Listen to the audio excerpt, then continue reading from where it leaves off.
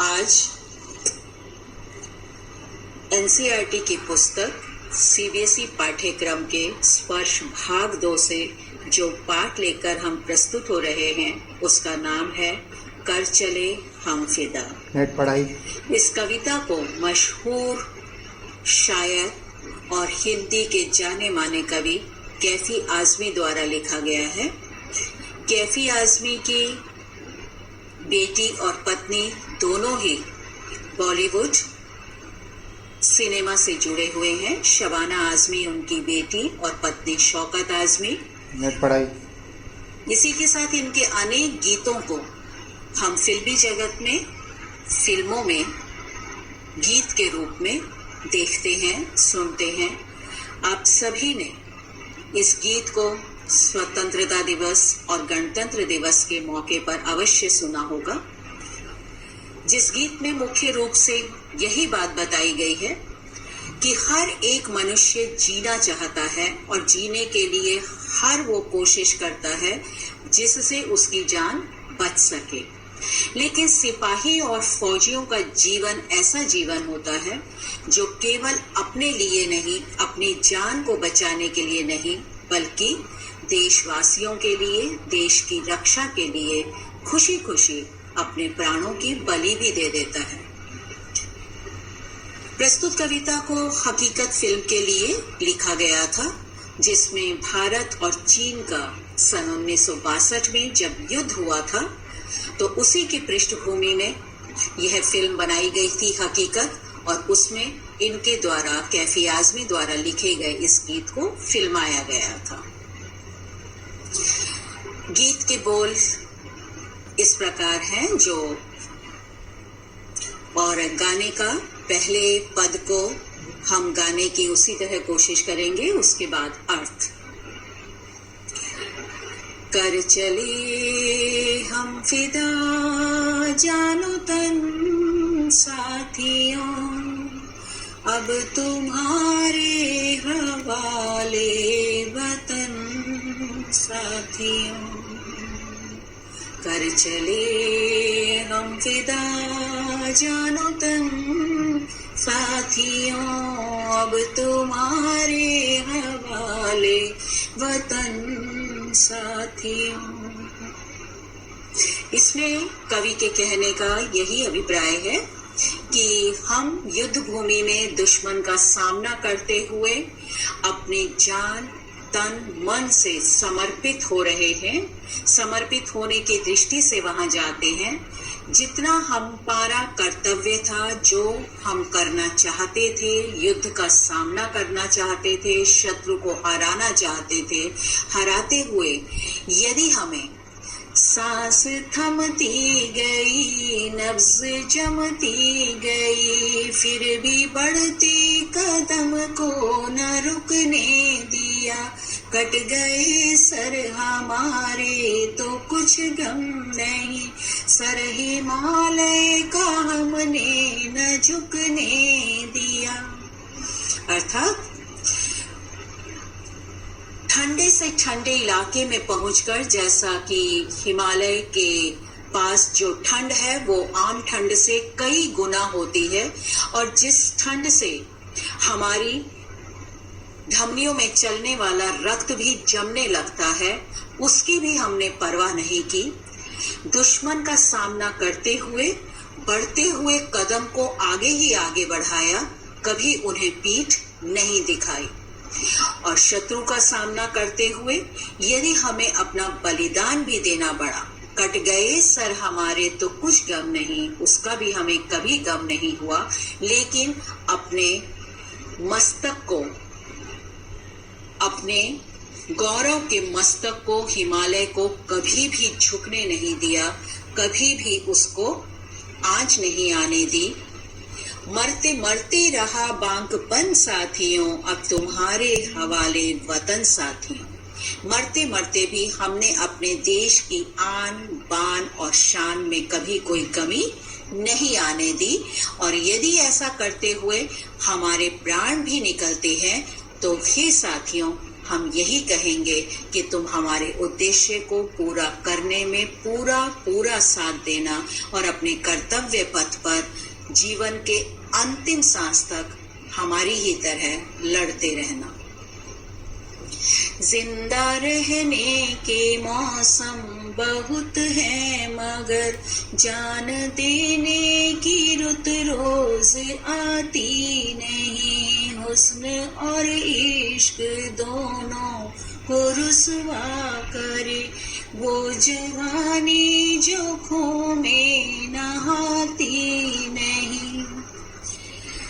जिंदा सभी रहते हैं, चाहे जीव जंतु हो, मनुष्य जाति हो, लेकिन अपने जवानी युवावस्था के समय भी जो केवल इश्क और हुस्न के चक्कर में नहीं रहता है, अर्थात सौंदर्य से मुग्ध होकर प्रेम के वशीभूत होकर अपना जीवन नहीं बिताता, बल्कि उस जवानी को, उस उत्साह को, उस जोशीले समय को देश की रक्षा के लिए अपनी जान को कुर्बान करता है, वास्तव में ऐसे ही वीरों का जीवन धन्य होता है।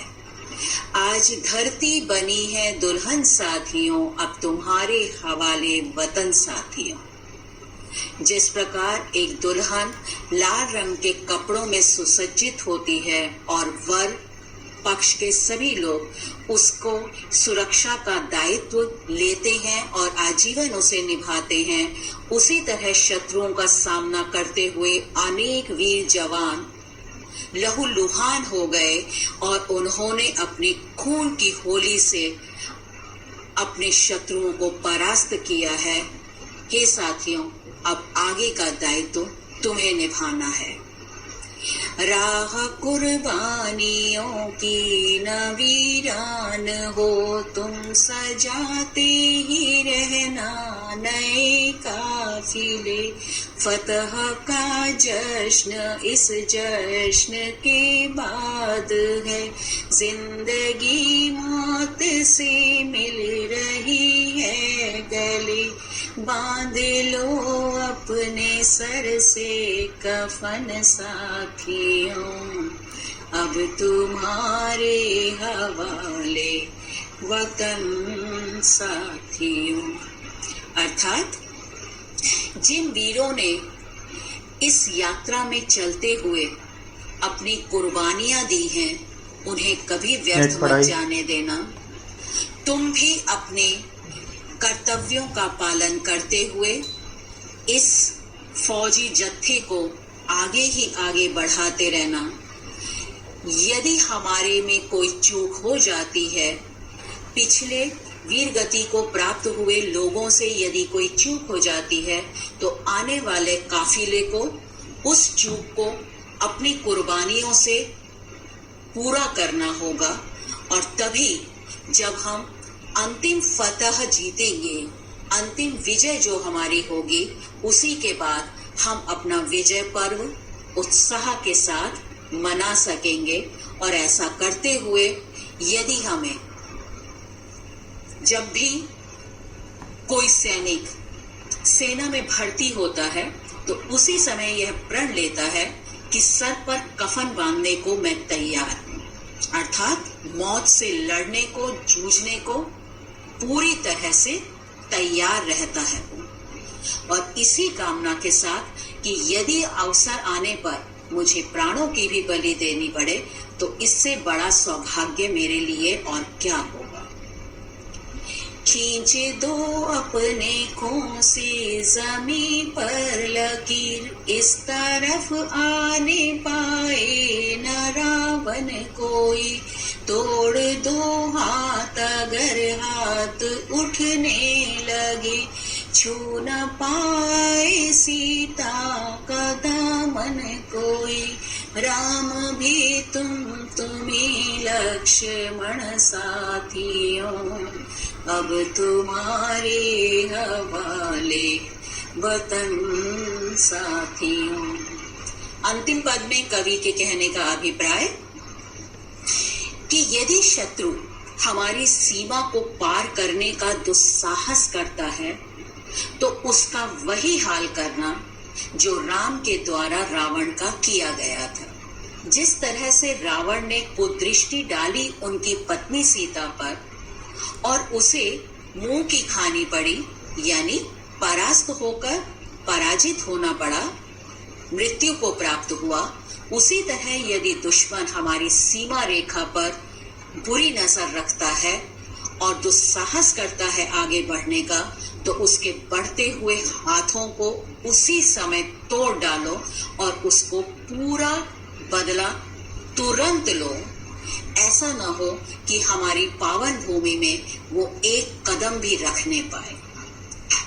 उसको बचाने का, अपनी मातृभूमि की रक्षा का संपूर्ण दायित्व तुम्हारे ही ऊपर है, तुम्हारे ही कंधों पर है। इसलिए राम की तरह उसे सुरक्षित रखना, लक्ष्मण की तरह सीमा रेखा से पार न आने देना, और जिस तरह से लक्ष्मण द्वारा खींची गई सीमा रेखा को पार करते ही सीता का बुरा हुआ और सीता पर बुरी नजर रखने के कारण उसका अपहरण करे रावण का अंत हुआ, वही स्थिति है दुश्मनों तुम्हारी भी होगी। इसलिए कभी भी ऐसी भूल मत करना जैसी भूल रावण जैसे कुकर्मी दुष्ट लोगों द्वारा की जाती है। हम अपने बैरी को कभी भी खाली हाथ नहीं छोड़ते हैं, पूरा उससे डटकर तब तक मुकाबला करते हैं जब तक उसे उसका नामो निशान नहीं मिटा देते। और इसी के साथ कविता के अंत में आने वाले प्रश्नों पर चर्चा करते हैं कि इस गीत की ऐतिहासिक पृष्ठभूमि की जहां तक बात है, वो है सन 1962 में भारत और चीन के मध्य हुए युद्ध की पृष्ठभूमि में यह कविता लिखी गई है। सर हिमालय को हमने न झुकने दिया पंक्ति का अर्थ यही है कि हमने कभी भी अपने भारत देश का मस्तक, गौरवशाली मस्तक झुकने नहीं दिया। उस पर कभी किसी तरह की आंच हमारे सेनानियों ने नहीं आने दी। गीत में धरती को दुल्हन की तरह इसीलिए कहा गया है क्योंकि धरती भी लहूलुहान खून से सन गई है। जब युद्ध भूमि में अनेक वीर गति को प्राप्त हुए तो बहुतों का खून भी बहा है और वो रक्त रंजित लाल लाल लाल हो गई है। जिस तरह से दुल्हन के कपड़े लाल रंग के होते हैं, तब मानो जीती हुई हमारी भारत भूमि ने वैसा ही श्रृंगार किया। भले ही उसमें वीर गति को अनेक वीर बलिदान हुए, बलि चढ़े, लेकिन अंततः विजयी भारत की ही हुई। गीत में ऐसी कौन सी बात खास होती है कि वे हमें जीवन भर याद रह जाते हैं। वो गीतों में आमतौर पर यदि धुन होती है, सुर होते हैं, सुर के साथ साथ स्वरूप उसे गाया तो जा ही सकता है और उसमें शब्दों का चयन इस तरीके से होता है कि वो हमें भावनाओं से भर देते हैं और अंदर तक, हृदय तक झकझोरते हैं। ऐसे गीत हमेशा हमें याद रहते हैं। साथियों, संबोधन का प्रयोग कवि ने देशवासियों के साथ साथ मुख्य रूप से जल, थल और वायु सेना के सैनिकों के लिए किया है। जिन्हें संबोधित करते वो कह रहे हैं, संबोधित करते हुए यही कहना चाहते हैं कवि कैफी आजमी जी कि वे कभी भी ये सारे काफिले, तीनों सेना के दल के सिपाही जब युद्ध भूमि में शत्रु का मुकाबला करते हैं तो अपने द्वारा लिए गए प्रण को वे कभी न भूलें और पूरी निष्ठा के साथ शत्रु का डट कर मुकाबला करें। कवि ने इस कविता में काफिले को आगे बढ़ाते रहने की बात इसीलिए कही है क्योंकि उन्हें कभी भी साहस को कम नहीं होने देना है, मनोबल बढ़ाए रखना है, निरंतर आगे बढ़ना है, शत्रुओं को पछाड़ते जाना है। इस गीत में सर पर कफन बांधना यानी मौत का डटकर मुकाबला करना और अवसर आने पर अपने को बलि कर देने के लिए, बलिदान दे देने के लिए भी न हिचकिचाना। प्रतिपाद्य अपने शब्दों में लिखने को जब कहा जाता है तो इसमें हम पूरी कविता का भावार्थ, पूरी कविता का निचोड़, यानी कवि ने इस कविता को क्यों लिखा और उस कविता के माध्यम से वो हमें क्या सिखाना बताना चाह रहा है, वो पूरी कविता का भावार्थ एक साथ प्रतिपाद्य के अंतर्गत लिखा जाएगा।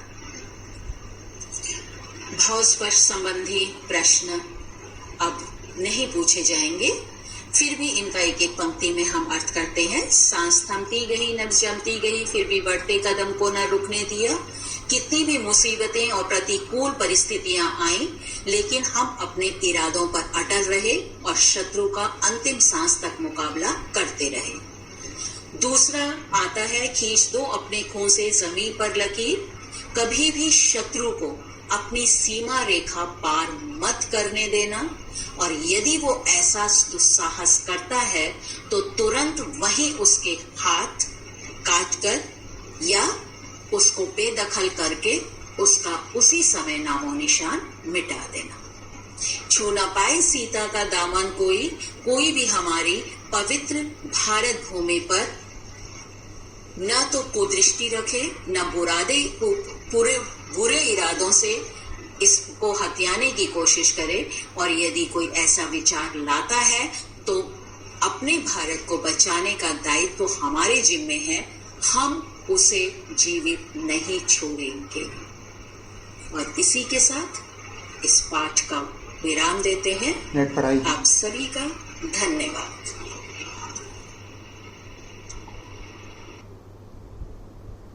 नेट पढ़ाई।